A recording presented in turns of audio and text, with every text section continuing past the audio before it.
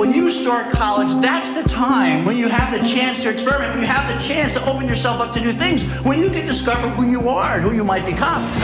Tell me one thing. Yes. Is my daughter going to have a job and she's not going to come back home after it's done?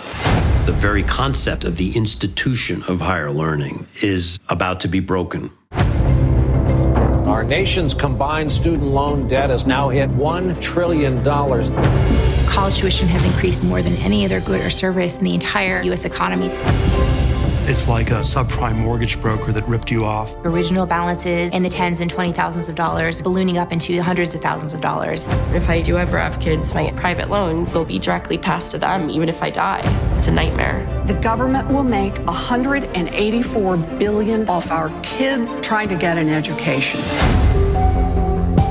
Colleges have turned into these large businesses. It's a feeding frenzy to outbuild your rivals. It created a race.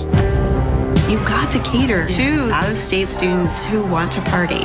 Some of our leading presidents can be quite shameless in the size of their compensation. The older generations that criticize the millennials grew up in a time when you could go to a state university and pay your way through with summer jobs. There's going to be a collapse. People just don't want to pay for it anymore.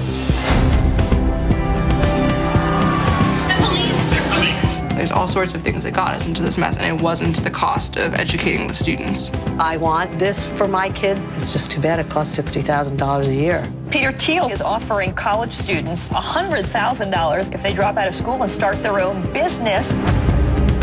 If you didn't go to college, what would you do instead? When I went to school, there was no way to access the services that higher education provided. Now you can. I want to better myself. If I dropped out of Harvard, I'm back where I started. What kind of a society do we want to be? America has been all about critical thinking. There has to be a change coming.